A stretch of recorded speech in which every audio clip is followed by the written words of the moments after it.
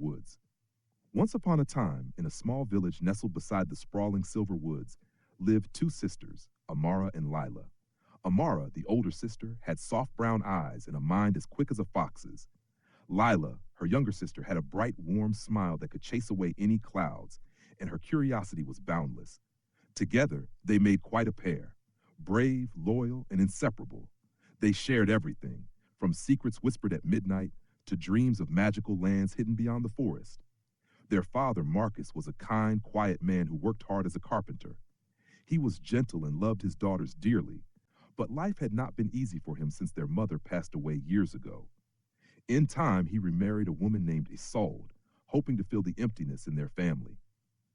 Isolde, however, was not the kindest of souls. She was beautiful but cold, with an air of mystery and an impatience that Amara and Leela soon noticed. Despite Isolde's icy demeanor, the girls did their best to keep their spirits up.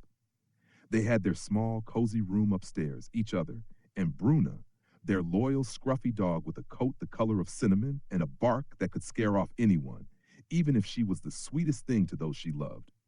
Amara often found herself having to protect Lila from Isolde's sharp words and unreasonable expectations.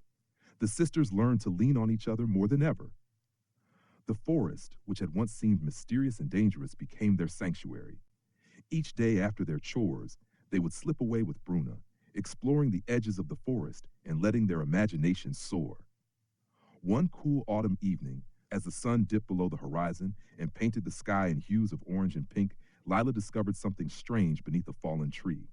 It was a small wooden box, worn and dusty, with strange symbols carved along the edges. Amara, look, Lila exclaimed, her eyes wide with excitement as she tugged at the box, pulling it free from the roots.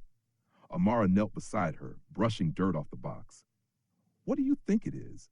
They opened the box slowly, and inside, wrapped in faded cloth, was a small silver key. It glinted in the fading sunlight, and the sisters exchanged a glance filled with excitement and curiosity. They had no idea what the key might unlock, but they knew they had to find out. The next few days, Amara and Lila searched every corner of the village, trying the key in every lock they could find, but nothing fit. They even attempted the ancient chest in their attic and the trapdoor in the barn, but still, the key remained a mystery. One evening, after another unsuccessful attempt, Lila sighed. Maybe it doesn't open anything here. Maybe it's for something out there. She pointed toward the deep woods, her eyes filled with wonder. Amara hesitated, but her sister's adventurous spirit was contagious.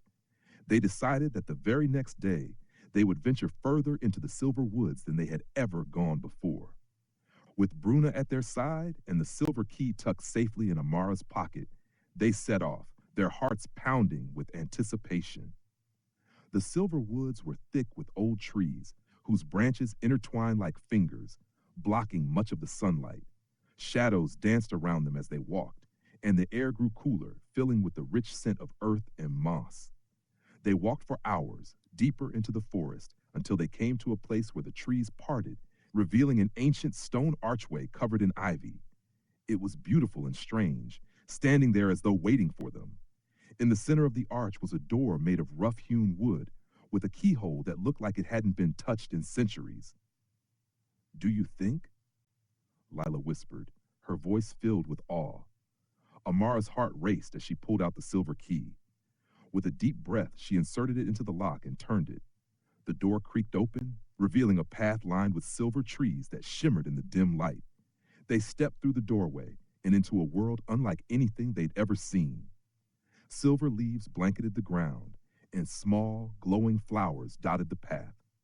Bruna trotted beside them, sniffing curiously, while the sisters gazed around in wonder. As they walked further, they noticed strange creatures flitting between the trees, creatures with wings and tiny bells that chimed as they moved. Lila gasped in delight, pointing to a creature that looked like a tiny, silver-winged fox with glowing eyes. They were soon stopped by an elderly woman with silver hair and robes as soft as silk. She was sitting beside a large, ancient tree, and her eyes twinkled as she looked at them.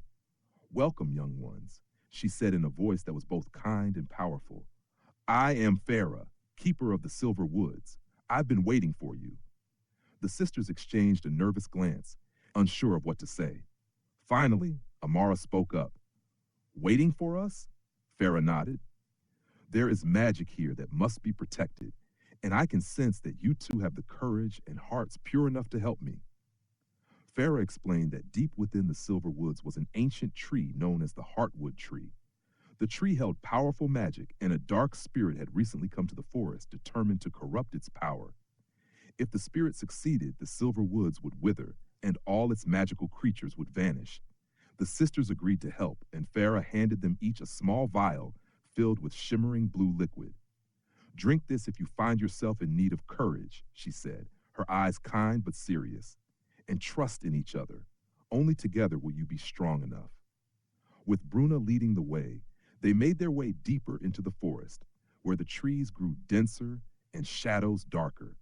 As they approached the Heartwood Tree, a chilling voice echoed through the woods. Well, well, what do we have here? The dark spirit appeared, shrouded in smoke and shadows, its eyes gleaming with malice. Do you really think you can stop me? Amara gripped Lila's hand, and together they stood firm. Yes, she said, her voice steady. We may be young, but we have each other, and that's stronger than anything you can throw at us. The spirit laughed, sending a dark mist swirling toward them. The sisters each drank the vial of courage, feeling warmth and strength surge through them. With Bruna barking fiercely beside them, they held out their hands, focusing their love and courage, forming a barrier of light that pushed back the dark mist. The spirit screeched and writhed, but the sisters held their ground, refusing to let go of each other's hands. With a final furious wail, the spirit dissolved, disappearing into the night. When the forest fell silent, the Heartwood Tree glowed with a radiant light, stronger and brighter than before. The creatures of the Silver Woods gathered around, their faces filled with gratitude. Farah reappeared, smiling proudly. You too have saved the Silver Woods. The magic here will live on, thanks to your bravery. Amara and Lila returned home that night with their hearts full, knowing they had found strength within themselves and each other that they had never known existed. They still had to face their difficult life with Isolde, but their bond was stronger than ever, and they had a secret place in the Silver Woods to return to whenever they needed courage, hope, or adventure. And so, the sisters grew up side by side, with Bruna always by their side, knowing that as long as they had each other, there was nothing they couldn't overcome.